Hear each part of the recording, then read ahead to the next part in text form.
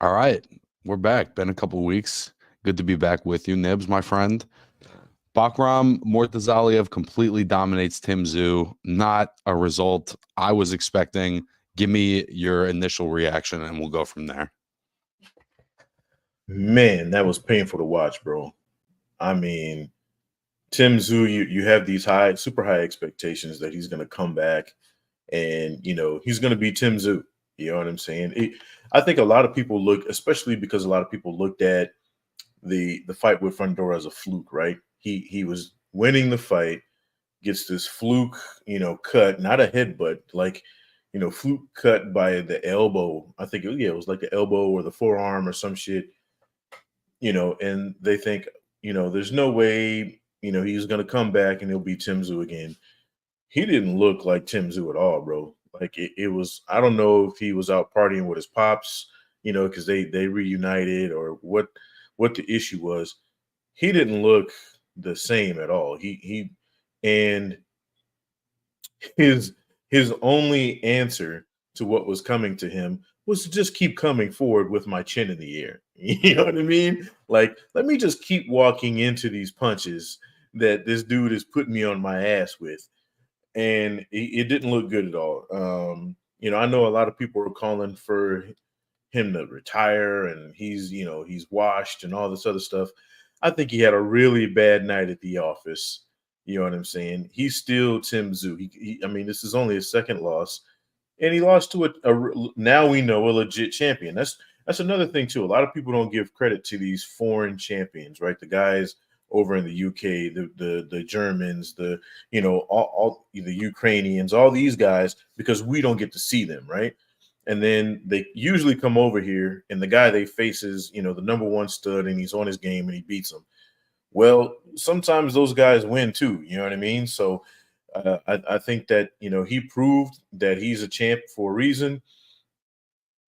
Although I do think a Tim Tszyu on his game, like an on game Tim Tszyu, would have washed him.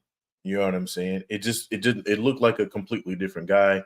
I hope Tim Tszyu the best because I mean he got absolutely worked. There was no there was no doubt about it. Like I mean from pretty much the second round on, it was just like, okay, somebody stop this because he's going to keep getting up. You know what I mean? That's one thing you can say about Tim Tszyu. He's got balls of, the size of New York City. He's going to keep getting up because that's who he is. And it was a good call on his corner's part to throw in the towel. I think I thought the ref should have called it on that last knockdown, to be honest with you. Bro, if he'd have called it in the second round, after the 3 knockdowns, I wouldn't have had a problem with it. We were pushing Tim was in trouble. Tim was in trouble on that third knockdown, bro. We all saw it. His legs were nowhere near under him. You know what I'm saying? I think Bakram's legit. I think he's a legit champ. I do think that the elite at the 154 division can get him out of there. And we all thought that's what Tim Tszyu is. I think Tim just needs to take some time, figure some shit out, get a couple, pick me up wins, and he'll be right back in the mix, bro. But on this night, though, he was a meme. It was that bad. I think there's a combination of things that happened on this night, and to add to something that you were talking about, how there's some champions that in Europe and maybe in the Eastern Bloc that we don't know about. But I also think as we've shifted in the last 5 years to kind of like more character and narrative driven boxing, there are just, world champions that are not popular in the sport. You know what I mean? So the sport in terms of how the rankings are and everything, and then what sells in boxing, I think are more disconnected than they've ever been. And clearly Murtazaliev is not a paper champ. You could think whatever you want about how he'd fare against Jesus Ramos or against, any of the Virgil Ortiz, any of the other guys at the top at this weight. He was a real guy. And Tim Tszyu clearly had some doubts. Jesus M pointed out, Tim was checking his glove for blood and dabbing his forehead for the cut. So it's in the back of his mind. I think it's in the front of his mind, right? So clearly the cut has had some kind of effect mentally and physically, right? I was talking earlier today, I when I was, I don't know, 11, 12, maybe 13, I fell and I split my lip open, and it never busted back open. It never cut again, but I had, I had 10, 15 stitches in my mouth, and this is a cut, probably a quarter or a third of the size of the cut that Tim had. And I'll tell you what, bro, anytime I would spar, you hit me the right way on that thing, and it was like shocking. It was like a electrical, like you get a scar like that and you get hit on it the right way, and it feels fucking weird. So even if it's not busting open, even if he's, fortunate that it's healed well, it's always going to feel crazy for him to get hit on that thing. And I think other fighters know that, and they're going to target it. So there's that. Then there's the thing where I just felt like he came out super reckless, which maybe plays into what Boxing Learner said, but I just thought he looked super hittable. And Murtazaliev is really accurate guy. He's really, he throws punches at weird angles, but they're short, they're compact. He's clearly got some pop. And it just looked like Tim was the one that got caught first, and he couldn't recover from it. So I think he just was juggling maybe a few too many things on this one against a guy who was too good, for him to be juggling that many things. Muted, brother. Muted. Yeah, man. I agree with that. First off, big up to everybody that's in the chat. I think Boxing Learner, he touches on that, bro, and he's dead on. Like, I think a thing that also plays into when you get these guys that kind of, like you said, they have a larger than life persona, right? Like Tim Tszyu, I mean, he's got the legacy thing going on. He's a boxing family. Obviously, everybody knows who his father is. Him and his brother are both active, and legit on top of that, right? Like these guys are legit champions. When you're Tim Tszyu and you've beaten the people you've beaten the way that you've beaten them, right? And then you say, well, the only loss I have on my record is because my shit got split open. You know what I'm saying? And it was still kind of a flip a coin fight, to be honest. Right. It wasn't like he got his shit split open and was just getting worked. He was actually doing some decent, work, even though he couldn't see. Yeah, he couldn't see shit. But you're Tim Tszyu, right? And then here comes this guy, and it's like, well, who was he beating? You know what I mean? Like, I've been in here with all these guys that say are killers, and I've made them look weak. Fedor only beat me because, you know what I mean? So I think there's a part of that, right? You go in there thinking, oh, I'm just going to do to this guy what I've done to everybody else. And you have to respect the dude on the other side of that ring. We say it all the time, right? Don't ever think you're going to have an easy night at the office, because that's when you get made to look stupid. So, yeah, I think that's a part of it. I also think that not only did he not take him seriously, I don't think that he took himself seriously. I think he was just like, I'm just gonna, like I said, I'm Tim Tszyu. I'm gonna show up and get this dub. And it didn't look like he did any training, bro. He looked a little bit softer. He just looked like he thought he was going to overwhelm this guy physically. Yeah, he might catch me a couple times, but I'm going to walk him down. I'm going to hit him in the body. I'm going to beat him up, and he's going to fade just like the rest of them do. And that's not what this guy did. And I think, if anything, this guy is probably bigger and stronger than anybody he's ever been with outside of Fedor. But when you looked at them in the ring together, I thought it was pretty clear that Murtazaliev was the bigger guy. Obviously. You put them two together, and I think even they alluded to it in the the commentators. They were like, you look at Tim Tszyu, he was kind of big for the outside of Fedor, right? Fedor is like a monster for the division, but he looked usually bigger than his opponents. You know what I'm saying? He looked like a smaller guy. He looked like the guy who was out of shape. He looked like the guy who should be beat. You know what I mean? And that's usually the complete opposite when you get Tim Tszyu. Tim Tszyu usually comes in and he's usually super focused. He's locked in. He can be hit. Don't get me wrong. You know what I'm saying? That didn't surprise me. It was the fact that he didn't adjust at all.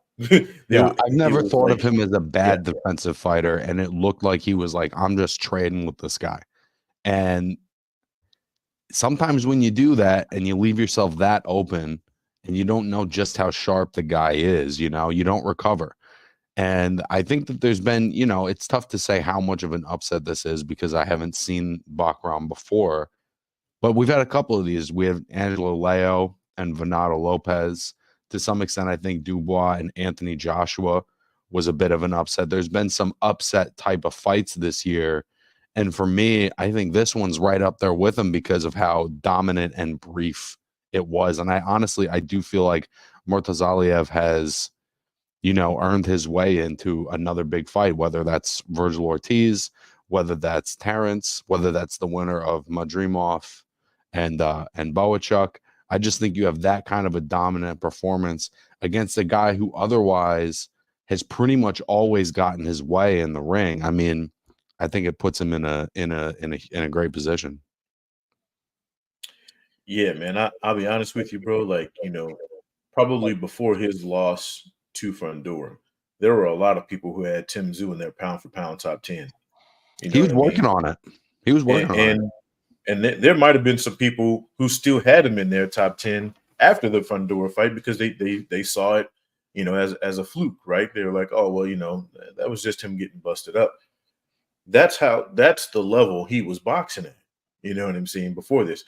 Yeah, You know, again, complete hats off to Bach. I mean, like you said, this is almost to this point, that's a career defining win for him, right? It's obviously the biggest win absolutely. he's had.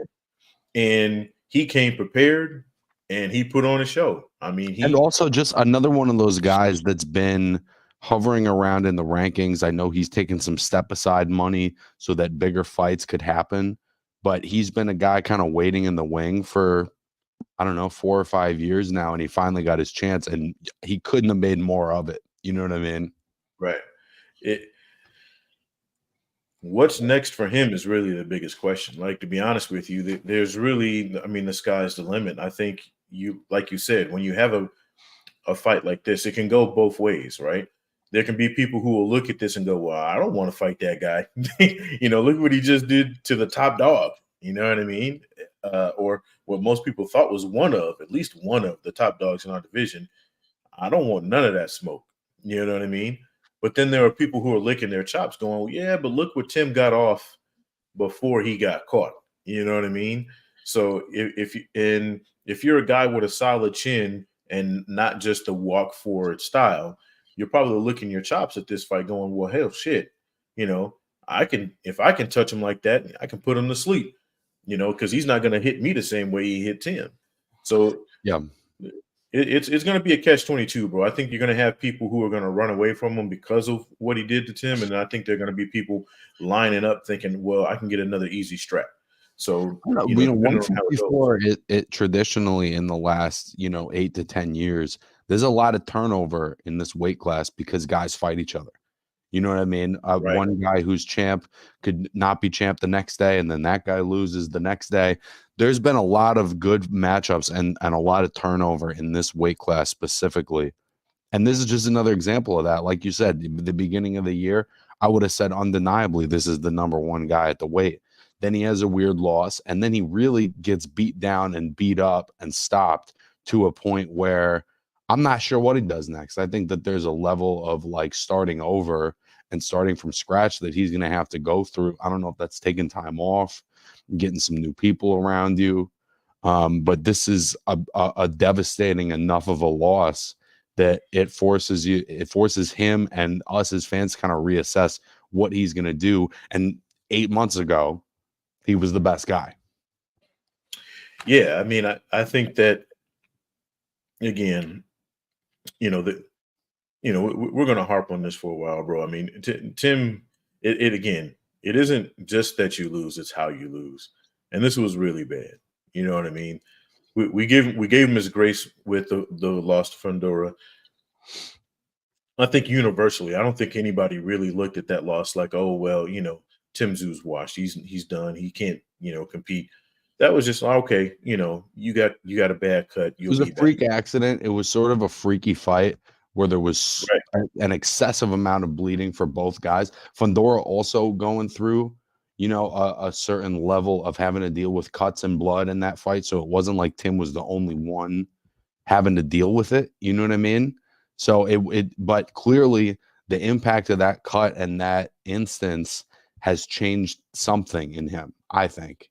And more, it's probably more so has to do with Murtazaliev, but I do think that something was different about him in this one. You're right. I don't know what it is. Like I said it before the fight started. I was like, he looks a little bit softer. You know what I'm saying? He looked off. You know what I mean? Sure, he looked You know, off in the announcement. and we were even when talking about that in the chat. I think it was Ray brought it up. He was like, yeah, he just didn't look like himself in the ring to me the most though, because again, it's not like he's the most defensively, acute guy in the world, but he does enough to make you miss punches. It's the Yeah, little subtle things, right? Like we all talk about it. He does just enough to make you look stupid or to it was like get his Golovkin. It was like Golovkin. right. And he didn't do any of that, bro. It was Mhm. like Rock'em Sock'em Robots. He looked like it was, he went back to his amateur days. Like that. That's what it was. You know what I'm saying? And at 154 at the championship level, you can't bully everybody, bro. And especially once a dude puts you on your ass solid, like that first knockdown wasn't a flash knockdown. He was hurt. Oh, So dude, absolutely. yeah, so I think he tried to, he tried to hold a little bit, and Beckham wasn't having any of that. You know what I'm saying? And he dusted him off. Again, I think we're giving Tszyu shit, but I think all the credit goes to Beck in this one, bro. I mean Yeah, it's he definitely a put on an absolute combination. clinic. Yeah, he put on an absolute clinic. He treated Tszyu like a bum, which is crazy. You know what I mean? So I think I'm very impressed with him, and I can't wait to see what he does next. Like I'm like, yeah, whoever he fights next is in for some trouble. Yeah, it's a brand new player and a serious player and another top guy in a really exciting division and kind of doing it, coming out of nowhere. Um, Another prospect at 154 on this card, Yoenis Tellez, getting a seventh round stoppage of Johan Gonzalez. My initial impression of Tellez is, as skilled as he is, I feel like he's a little too comfortable taking shots on the high guard early in the fight. But there's clearly a lot of skills there. Once he gets comfortable, and he's a slow boil, right? So every round he picks it up a little more, a little more. There's a lot to like there. I just think, against a guy with some more nuance, he's not going to want to just stand there and take shots off the high guard. I think that was part of the plan, to be honest with you, because when you look at it, it looked like I was thinking the same thing. I was like, yo, man, he's getting, you could see the redness around his eye. That Gonzalez's jab was a beast in them first 3 rounds, bro. I mean, he was pumping that jack out there like it was a piston, and he's got legitimate power. That's one thing you can never not say about Gonzalez, right? That dude can legitimately put the lights out. So I was sitting here going, yeah, I don't know if he wants to do this, but I think it was part of the game plan. He was like, okay, I'm gonna let him get his off a little bit, and I think he needed to prove to himself he can take those punches, right? Because of Guns, I mean, what he was 30 out of his 35 wins, it was 32 knockouts or some Yeah, shit like that, big puncher for sure. Big puncher. right? So I think he needed to prove to himself, yeah, hey, I can take these. And then when he started implementing his offense, Gonzalez couldn't take his. So it was figuring that out, right? What can I take those first couple of rounds, and then what can you take from me? And it was proven, hey, Gonzalez can't. I mean, I think Tellez to me is one of these kids that's going to be a champion. I think if he's not at least fighting for a belt by the time his 10th fight rolls around, I'd be surprised, bro. So to me, I also agree that it's a part of the strategy. I just don't know if that's a good strategy once you get up to a certain level. Like Gonzalez hits hard, but there's not a lot of creativity to how he sets it up. You get in with a Jesus Ramos or a Murtazaliev or a Virgil Ortiz, I just feel like that becomes a riskier strategy to be not as mobile defensively as I think he could be. Just to answer Andre's question real quick, is there any realistic chance Virgil could get the Murtazaliev fight? I think there is, right? I mean, Virgil fought Boachuk on a PBC card. Murtazaliev fighting Tszyu on a PBZ card. I don't see why that's not a fight that could get made. I don't take Virgil as a guy who's, not looking for tough fights. And I got to be honest, after a performance like that, it's hard not to say like I don't know who I'd favor in that one. I think it really comes down to whether Myrtle, I don't know how to say the dude's name. I don't know if he wants Virgil. You know what I'm saying? Because that's a little bit higher risk than maybe going against another one of the champions, right? Like, if you're going to fight Virgil, is there enough I just money think in it's it? also probably the biggest name in the division right now, other than Crawford. I think Fundora is still the guy, bro. I know, he came about his belts. We can argue about that, but I think Fundora is still a big enough name where you fight a Fundora kind of guy, especially if you beat Fundora, bro, and now you've got what 3 out of the 4 straps. There's really nothing anybody can say to you. Yeah. Where do you where in his progress do you think Tellez is? Because like I said, there's a lot that I like. He's clearly got fast hands. He's creative with the combos once he gets comfortable. He picks it up as the fight goes along. But at least for me, there's just like a little something missing that I can't entirely articulate. Where do you see him in terms of his development? He's where I want Zayas to be. You Yeah. know what I mean? Yep. Like, he's where we expected him to be at this point. Yeah, you're winning, but your wins are becoming less impressive. Tellez's wins are becoming more impressive. You know what I mean? That was an impressive ass win, bro. Yeah. Like I said, I agree with you. I don't like the early punishment he was willing to take, but I understood what he was doing. Right? He was setting the table. Right? I think as big a puncher as Gonzalez was, I think that could have been avoided. But again, I understand the strategy, and eventually he got a highlight reel type knockout. Right? I mean, this dude is, Mhm. for a guy who's been durable. Not only does he punch hard, but he's got a good chin. So you see Xander, he's not really doing that against these. The table's being set up for him, and he's not really eating the way we want him to. I think Tellez, the table's being set, and he's getting in there, forearms on the table, double fisting that shit, and going at it. You know what I mean? So pause. But I think that he's doing what you want a guy in his position to do. To me, he's no longer a prospect. I know he's only got 9 fights. I think he's a full-blown contender at this point. I think that you can put him in there with really anybody on the lower half of the top 15 and expect and be able to comfortably put your money on him. That's just my opinion, bro. I think he's 1 or 2 fights away from getting a title fight.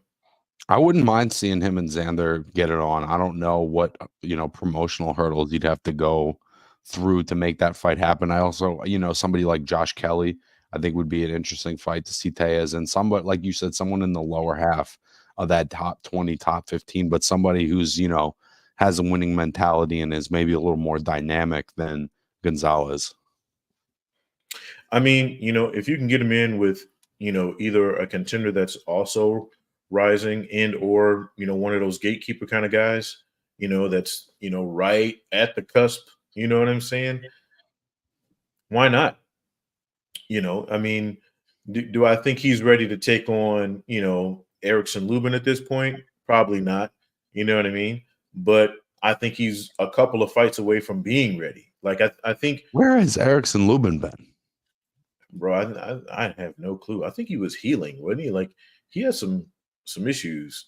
Um, I just plus, felt like, the fight with Ramos was a weird decision, but getting a win like that, is a bit of a statement win. And I was looking at his box rec today. He hasn't fought since then. That was a little over a year ago. It just seems like a guy, a really good, talented fighter in his prime that's just not in the mix coming off kind of a career defining win. I think that, there's probably a lot of politics involved in that too. I ABC mean, has no dates. yeah. And yeah, I mean, the Showtime thing, the PBC going to Prime, like you said, the date, dates matching up, money fights, because he could probably take a lesser fight, But at this point, I think Lubin's at that point in his career, well earned, that he wants at least some decent money for the guys he's stepping in the ring against. So I think there's some politics that plays into that. Plus, I think he was kind of going through some stuff that kind of got touched on, but nobody really knows about. So there could be a lot of shit that he's dealing with, but I don't think it's him not wanting to fight thing. You know what I mean? That's what I would say. But I would say, for Tellez, I think he's 1 or 2 fights away from being ready for a guy on that level, or maybe a Ramos. Maybe he gets in there with one of those guys. Not right now, like you said, but I think he's like a couple fights away from that, bro, because he's getting better every time you see him. And, we say this all the time. You watch a guy and you go, that guy's got it. You don't always know what it is, but he's got it. You know what I mean? And I think Tellez has it, bro. I just want to see him initiate a little more. Maybe that's what it is he as much as he's like a good counterpuncher, there's times where I just see him waiting a little more. I think I also just need to see him against a little bit more of a dynamic opponent, because there clearly is some talent there. Opening up the card on this one, we had Andrei Saavedra against Cesar Tapia, which wound up being a draw. We were talking about it like really kind of a fight of the year contender candidate type of fight, multiple knockdowns, multiple, swings and momentum, really exciting action-packed fight to open up the card. But I also felt like in some ways, when they're saying, oh, he's been sparring with Tszyu, it was such a blood and guts fight that it felt like maybe strategy is not going to be, the main thing for Tim tonight. Because when I'm watching this guy, I'm seeing a guy who could do more, but is finding himself in a slugfest, in basically every exchange. Bro, I'll be honest with you. I think those guys put their bid in late for fight of the year. You know what I'm saying? Which if you're gonna have a fight of the year kind of fight, this is exactly when you want to have it, right? Late in the year when people can remember it. People are forgetting about all that smoke we had earlier in the year. They're like, wait, what fight was that? But if you're gonna have one of these kind of fights, I mean, and then it ended in a draw. Like, fight of the year, and it's a draw to boot. 4 total knockdowns. Like, one guy, I think he couldn't even see out of one eye when the fight was over. His eye was completely shut off. Yeah, Tapia, his eye was completely closed. Yeah, it was gone. His face looked like hamburger meat. The other guy looked like his lungs were going to explode in the final round. So it's everything you want out of they literally, for people who love the Rock'em Sock'em Robots, who love the Gotti Ward-esque fights, right? This was that, bro. This was just laying all your balls on the line and saying, fuck it at the end of the night. And, I could watch that every night of the week. You know what I'm saying? So I take my hats off to both dudes, especially Tapia, bro. To get dropped 3 times and to get a draw, it's rare. Your own knockdown. Right. It's rare that you hear of a guy being knocked down 3 times and doesn't lose. And goes the distance. I mean, that's the other thing too, is I felt like maybe if Saavedra has any regrets about this one, I felt like there was a couple of times where he really could have, if he'd put on the gas just a little bit more, or just maybe been a little bit more tactical, he could have finished this fight, but he didn't. And Tapia, had that stick with it thing and wasn't going away, and was landing his own bombs throughout the fight. When I scored it, I had it 5 rounds apiece. You factor in the knockdowns, that means I had it 94-92 for Saavedra. I'm not, because I only had a 2-point fight, I'm not furious at the draw, but it did feel like Saavedra had done enough to win. How did you feel about the decision? I didn't like it. I didn't like that it was a draw, because even if I have it even, or even if I have Tapia winning by a round, he still loses the fight. You know what I'm saying? Because he got knocked down 2 more times. And then, it wasn't like they got. You'd have to have 6 rounds for Tapia for it to be a draw. Right. And that, in a that 10-round fight. even for me, that's a tough sell. Right. So you're telling me the only 4 rounds this guy won were the 3 he got a knockdown in and 1 more. If you watch the fight, that just didn't seem realistic to me, right? Mhm. I had it 6-4 the other way. I had it 6-4 Saavedra. So, to me it was a clean sweep because he had 2 more knockdowns. But even if right, because there was a swing round in there that I gave Saavedra. So even if I did have it even, he still wins. You know what I'm saying? Or again, Right. even if I have it, That's what I had. yeah, my thing is even if you have Tapia winning the fight, like a 6-4, type of thing, it's still a draw. You know what I mean? But uh, I'd be again. I would need an explanation. I'd be like, "What 6 rounds did you give him exactly?" You know I what I think mean? this is a classic. You got to run it back because, Yeah. again, I don't think a draw is the worst decision in the world. I do have to say that the one judge that had it 94-92 for Tapia, that would mean he had it 7 rounds to 3. And that's, to me, just straight up not a good scorecard. So I think that this is one that's definitely worthier of a rematch. And another, the middleweight division's not in a great place right now. So it's never a bad thing to just drop 2 more big, strong, interesting guys into the mix. Um, decent records, are coming off a fight of the year contender. Throw these guys in, either of them with Adames or with Troy Isley or with Janabek, just another 2 more interesting guys you can toss in the mix. I'll be honest with you. I look at it like most people don't know who these guys are, right?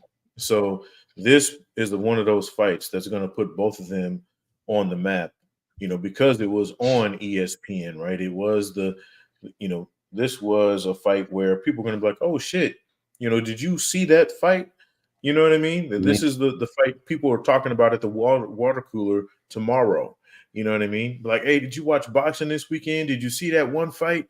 You know what I mean? And we're not even talking about the main event.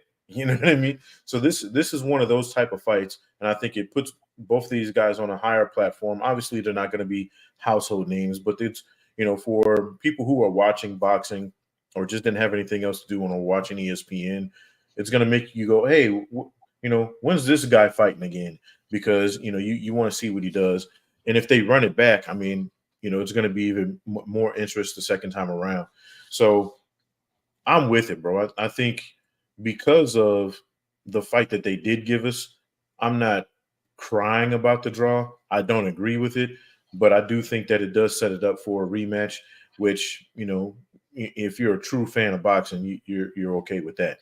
You know what I mean? Give me that twice on Sunday. And speaking of real true fans of boxing, I mean, you can't tell me that's not a good segue. Yeah. Yeah. I like how you did that. Yeah, bro. William Scull getting, I would say, a controversial decision over Vladimir Shishkin to win the vacant IBF title. I know that Canelo at one point was mandated to fight William Scull. That, for very understandably, is not an interesting fight to him, so he vacates the belt. Finally, Scull, who has been in the top of the rankings for a while, and Shishkin get that opportunity. To me, this was not a good decision. I felt like Shishkin just kind of outworked him. Skull's a style only a mother could love because he's very good defensively, but he throws about 15 punches around, and he's just not a good hang. You know what I mean? And I think Shishkin is just more dynamic and fun to watch. Tough to see what Scull does as a champion, particularly with, and Billy and Pacheco, underneath him in the rankings. I don't think he beats any of those guys, but I think he can make a stinker out of any of them. Nibs, what were your thoughts on this one that was really kind of one for the hardcores? Christmas came early for Scull. I'll just put it that way. And I want to say this, man. I don't want to discourage any fighter out there who may come across our channel and watch this, or anyone who does have this style and thinks we're hating. It's okay to be defensive minded and be a guy who's economic with your punches. if the punches that you do throw land and mean something, right? Like, Canelo can throw 15, 20 punches around and it's exciting as shit. You know why? Because every single one of those punches that he lands hurt, right? Or they make the other guy start backing up and rethinking his whole Yep. life. You know what I mean? Um, Floyd Mayweather got away with it because he made the other guy look so bad when he missed. You didn't need him to throw a punch. You know what I'm saying? And Manny he's controlling Pacquiao, the ring with his footwork, and it's to right? me, it seems like Skull did a lot of backing into the ropes. He's good at picking shots off, but it's not like, he's not busy, but his feet are really great, or it's not like, he's not that busy, but the upper body movement is sensational. There's just nothing sensational about him. And then when you hear a judge gives him 8 rounds of that fight, and he barely makes it to the finish line, right? Like Shishkin almost stopped him multiple times in that last 2 rounds. It's just like, who's the more interesting fighter here? You know what I mean? Who would you rather see against Berlanga and Pacheco and Billy? I'd rather see Shishkin, bro. I just would.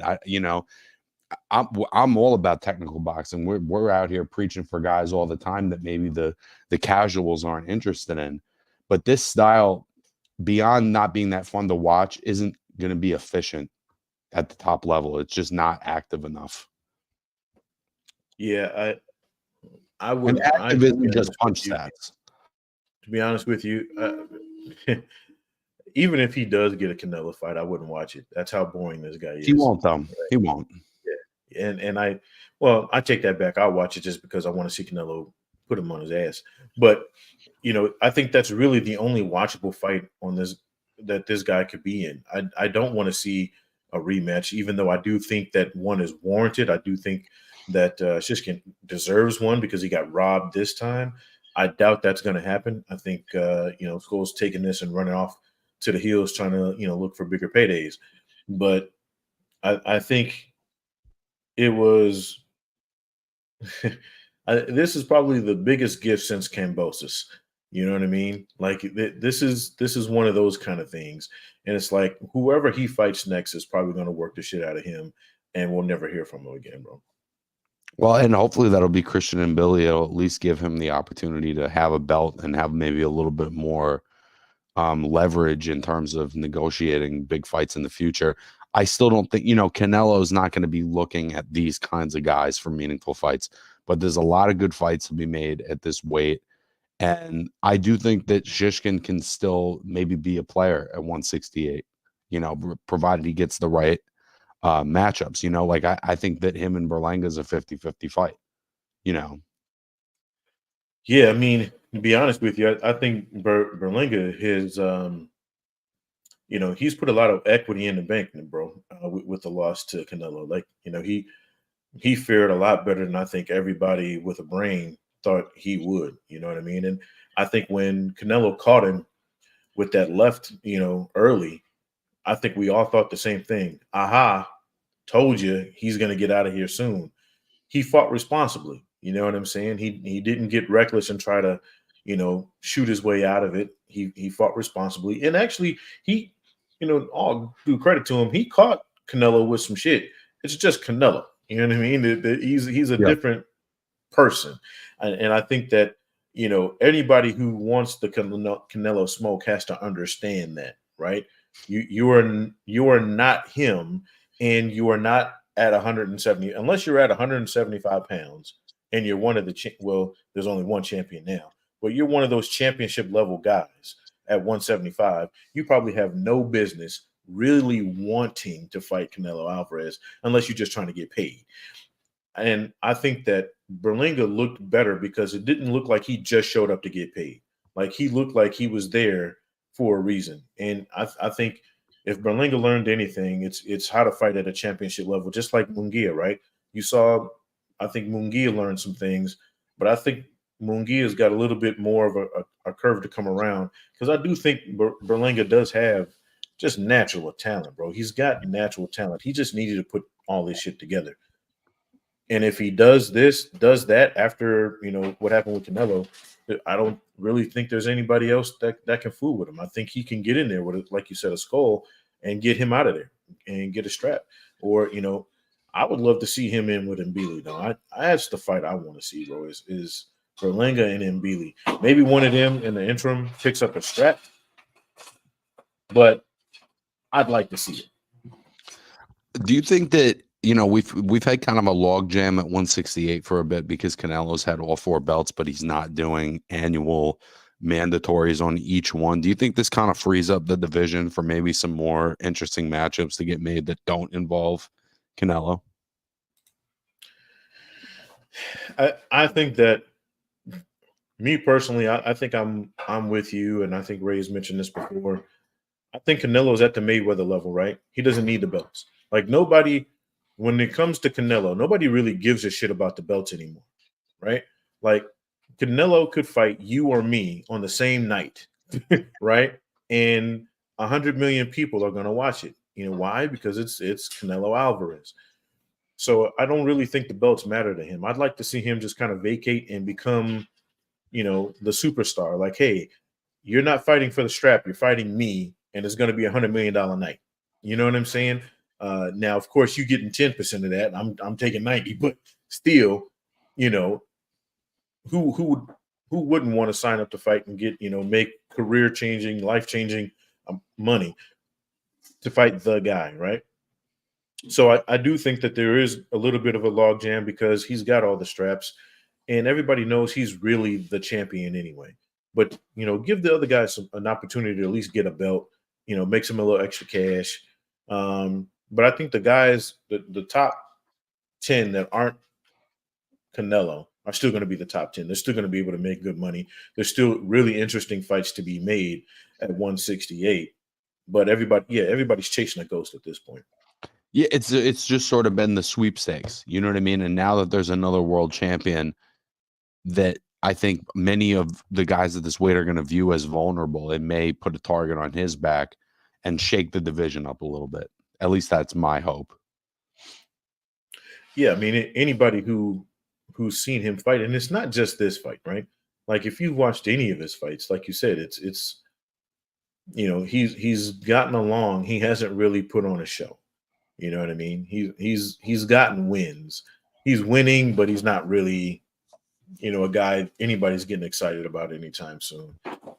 That isn't related to him, or part of his promotional team. So I think that he's definitely going to be low hanging fruit for some of these younger cats, like you said, like an Mbili who's licking his chops, thinking, "Oh wow, I'd be able to tenderize that guy, based on how he fights." You look at a Berlanga who's, still a knockout artist who still got some power and has learned a trick or two, So, guys like that are probably licking their chops at, getting him in the ring at 168. I know, his most recent opponent wants to run it back. So it's like, everybody's going to want to fight him because he's got a belt and he's not Canelo. You know what I mean? So if you want a belt, he's the guy you're looking at. Yeah, it's kind of like when Dennis Baranchik beat Navarrete. It's like for a month after that because you guys were viewing him as vulnerable. That's the champ that everyone's calling out because they think that's the shortest route to a belt. I think that Scull is going to have a multitude, of opportunities presented to him because people think he's the path of least resistance to a championship, which he probably is, even if. I just think it's going to be tough to look good against them. Bro, I mean, real talk. I mean, you think about it like, you look at the heavyweight division. If you're a heavyweight fighter, you're probably, chomping at the bit. It's anybody not named Usyk or Fury. You know what I'm saying? That you can pick up a strap on. Oh, hold on, wait a minute. The Wild just got a strap. He got the IBF belt. Man, let me get him because I definitely can't beat those guys, right? I don't want anything to do with either one of those two dudes, but I could probably beat him. You know what I mean? Especially when you look at how the end of his fight ended. His last fight ended. He almost got knocked out himself. So it's like that in every division, right? Any guy who looks like he might be vulnerable. I mean, look what happened with Kambosos and Haney, right? Haney did the smartest thing ever. What's the quickest way for me to become a unified champ? Beat this dude who got lucky. Literally, you know what I'm saying? And there it was.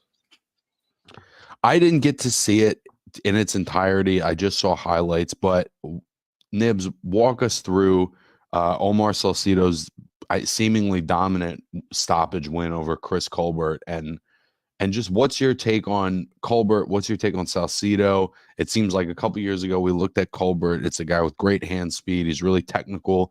Now he's just taking shots on the high guard until it gets stopped. Walk us through this one. Make some sense of it. Bro, there's really not even anything to walk through. Colbert is washed. Colbert is washed as a contender, right? Not even as a championship contender or he's washed as a lower level contender, bro. He's not even a gatekeeper at this point. I think he's and I don't mean to throw have anybody catch strays or throw shade. He's damn near at a Hank Lundy level at this point in his career. And I know that's early to say it, bro, but he doesn't have what it takes to beat anybody at the top level. And I think his chin is so suspect that anybody with a decent chin themselves and that can just walk through, because let's face it, he's a less skilled Paulie Malignaggi. Let me put it that way. You know what I'm saying? With a weaker chin. Because if there's one thing Paulie had, he had a decent chin. You know what I'm saying? Mm-hmm. Couldn't, he was feather-fisted as shit. But you know what?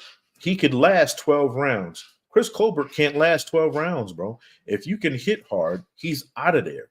His punch resistance is non-existent. But he was always pretty sharp when he was young, I'm saying. I mean, he's only 28 now, but when he was a prospect, he was a pretty sharp guy. He had good reflexes. It seemed like he had decent IQ. And now it seems like he is just a stand there and take it on the high guard guy. Do you think that's a physical thing or a mental thing, or is that a combination of you take a couple really tough losses and you're just not the same guy? Like, what do you think it is that he's changed as much as he has? It's the Deontay Wilder effect, bro. Look, Deontay Wilder was mowing through everybody. And then he was in 3 absolutely murderous fights with Tyson Fury. You know what I'm saying? And, you said it the best when we saw him come back. Even his one win since he's been back, he landed a knockout punch going backwards, which is something you rarely saw Deontay Wilder ever do. Right? Well, and the second one, he straight up just got his ass whooped. It wasn't like a good fight. Right. But, again, it's like he landed a knockout shot backing up because the dude literally just walked into his right hand. I think Chris Colbert is, you look at his, previous fights, he got his ass whooped, even in the win. You know what I'm saying? He got his ass whooped. Very physical fight. Right. And then he was obliterated in the rematch. You know what I'm saying? This fight, he had nothing. And I think he's, he realizes, hey, if I get caught, you know what I mean? Somebody could have to feed me through a straw for the rest of my life, because he just doesn't have the punch resistance you'd like anybody who's feather-fisted to have. Usually guys because you're right, Colbert, the thing he had going for him was he was a very technical fighter. He was very smart defensively, and he was quick. He knew exactly where to land his punches. He was almost laser focused, right? That goes away when you get obliterated. Now you're scared to be the guy you were before, because the second somebody touches you, somebody is reminding you what day of the week it is. So I think it's over for him, bro. And again, not to knock the opponent. I'm not saying anything bad against him, but it's just, I think he got a much lesser version of, Chris Colbert than anybody else has ever gotten. And I just don't see him being able to come back from this.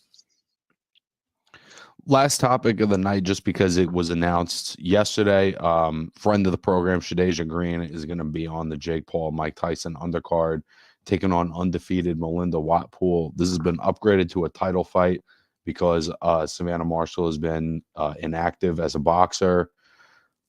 I'm just excited that Shadeja is going to get another shot at a belt. The Franchon fight was such a like a deflating moment, not just because she lost, but because of the kind of the fight that it was, and that Franchon fought a little bit of a dirty fight in terms of the holding and the leaning, and everything about that was just frustrating. And then Shadasia gets a great win in her last one, where I thought for the most part she looked like what you want to see coming off a loss, and now to be in a meaningful fight on a card that neither of us are interested in the main event, but she's on the same card as the rematch as Katie Taylor and Amanda Serrano.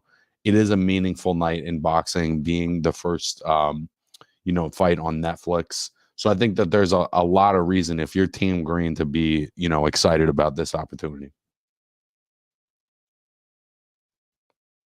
Muted, brother. Play as fuck up.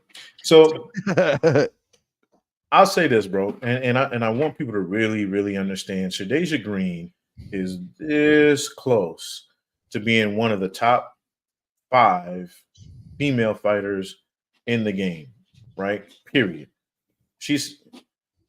Her setbacks aren't necessarily losses in the ring. It's just I feel like she kind of sets herself back a little bit.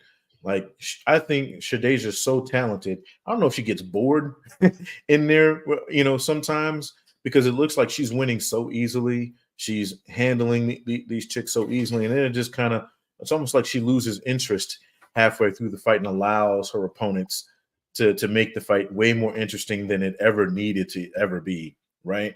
So I think that if she had an Amanda Serrano type focus, if she had a Katie Taylor type focus, we wouldn't even be talking about any of these other chicks, because she's also got power too, which is not something you see in female. Probably the best power in female boxing right now, to be honest. Right. I think if Shadasia Green finally gets it to all wrap around and come together, bro, we'll be talking about her like we do Clarissa, like we do, all the other girls at the top, right? All the other top 5s, the Michaela Mayers, all that, right? Even the ABs, like, the focus that those girls have is just a little bit different, right? And she needs to get her wind right. But I'm excited to see her anytime she fights, because it's going to be an interesting fight. Right. I think for Shadasia, having, obviously we put out 2 episodes of the Fight Life with her. I spent an extensive amount of time in the gym with her to shoot those. And one thing about her is she has the focus in terms of the actual work, right? The training and getting through a day at the gym. She gets real locked in. And if anything, I think sometimes she might even overdo it a little bit. But particularly leading up to the Franchon fight, and me and her just started talking about, episode 3 and how that's going to look. So, stay on the lookout for that in the next couple of months. Right. But what a lot of people don't know is there was just a lot of instability in her team and in her regimen going into that fight. There was issues with her management. There was issues with having a consistent place to train, just things that, when you see a fighter on TV, you're assuming, okay, all of these basics are covered, and they weren't necessarily covered for her. And I think it was a difficult environment to train for a title fight. And I think she did what she could. And now, since then, she's back with Barry Porter, who's her original trainer. She's training in the same place consistently, without fear of having it removed or taken away. And so I think what you're going to see now is a year in the same place with a certain level of consistency in what she's doing, which she didn't really have before that.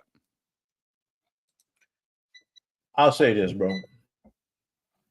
You know me, I don't like to do the fluff pieces. I don't like to give anybody a pass. And this comes from a place of love, because I am a legitimate fan of Shadasia's. Not just because she's a fan of the channel, not just because, you've done the Fight Lights with her.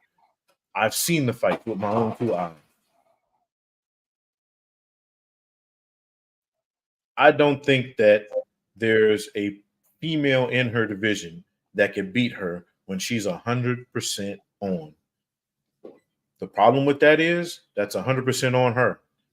It doesn't matter who your trainer is. Doesn't matter who your sparring partners are. You know what I'm saying? You have to be one. You got to be able to do that shit. You know what I mean? I've never heard Floyd make excuses. I've never heard Amanda make excuses. I've never heard Clarissa make excuses. Right? You just do it. There's a level that you get to when you become an elite fighter. You know what I mean? That they all get it. You know what I mean? I'm not talking out of my ass. You know, I'm not blowing smoke up of these other people's asses either. You see it and you go, got it. Got it. I don't think she's there yet, but I think she will be. And I think she wants to be. And once she gets there, bro, just go ahead and start sending the belts to the house. You know what I'm saying?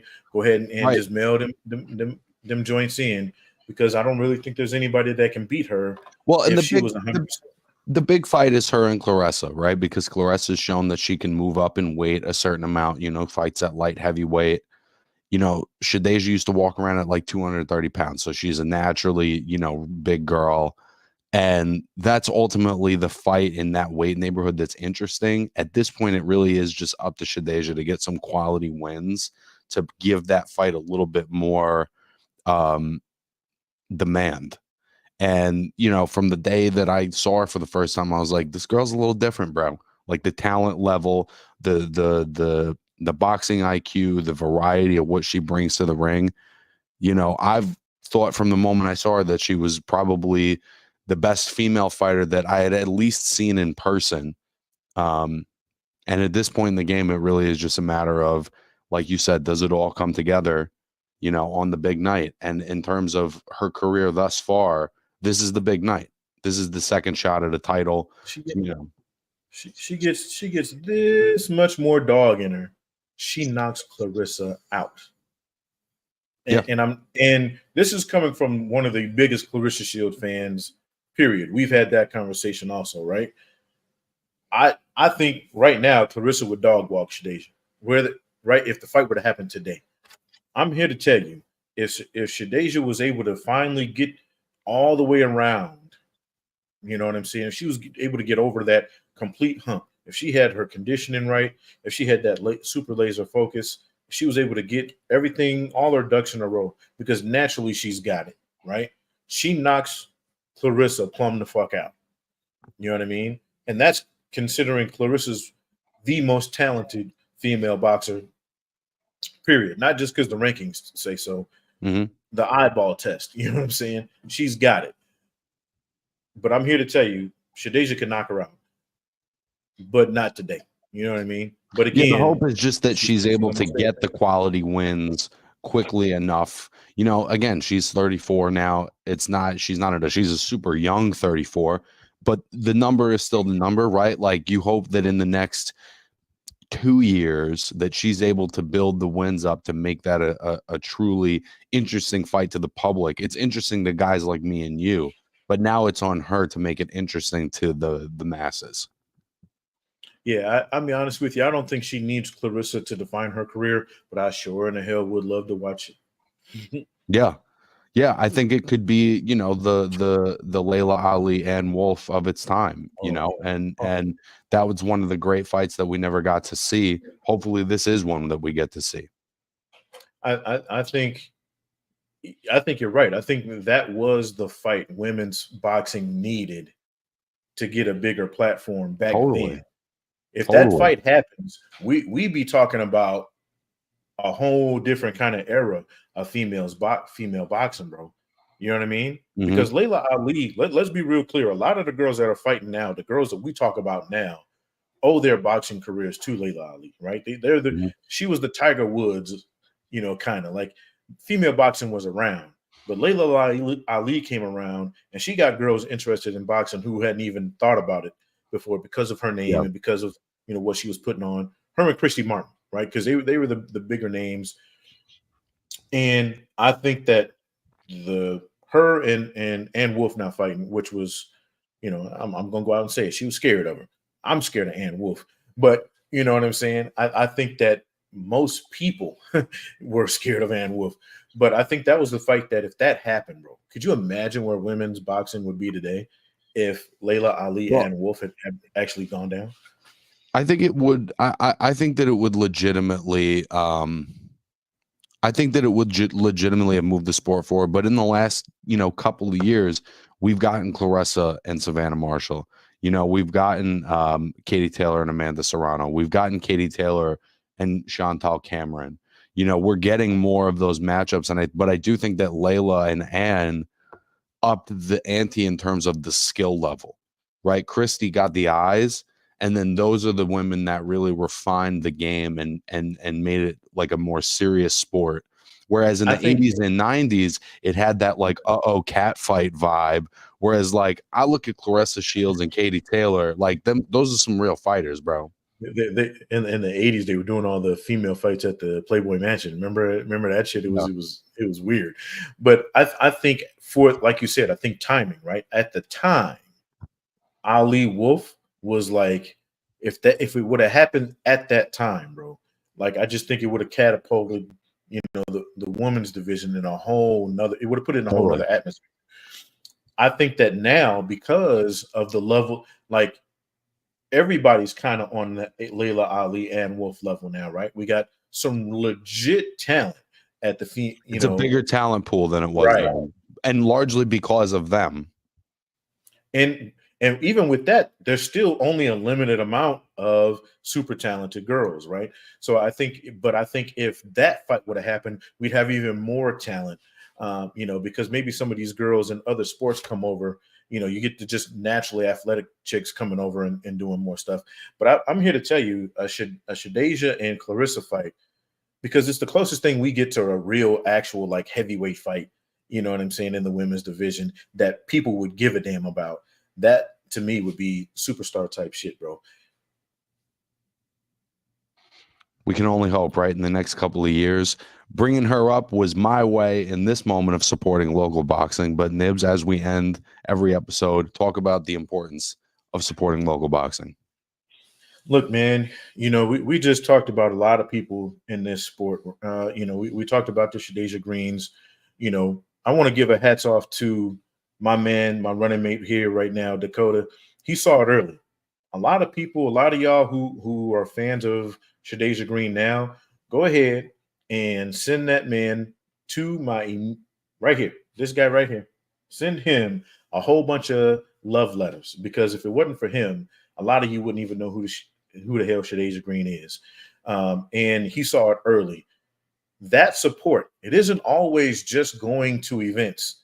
If you're in the sport of boxing, if you're covering boxing, go to some of these fighters that aren't already made, right? And give them some time, give them support, because I'm here to tell you there's a whole bunch of cats out there that are fighting at the local level that aren't getting any love at all. You know what I'm saying? And they give up. How many times have we seen it? A guy who comes around, he's got 5-6 fights. You see him once and you go, whatever happened to, right? It's because nobody was there to support him on the local level. Nobody was there to support him when it was ugly, when it was, when they were fighting with holes in their socks. Nobody was there then. So they gave up on it, or the people in their corner gave up on them because it wasn't worth money to them at the time. Give time. You don't always have to give money. Sometimes it's just giving time. Go to a local gym, pat somebody on the back and say, hey, man, good job. Can't wait to see you do better things. Little shit like that, I'm here to tell you, goes a long way. Support local boxing because you're supporting yourself. Fuck with us or fuck off. ITR, baby. Great episode, brother. Thank you to everybody in the comments section today. We will catch you next week. Appreciate you, man.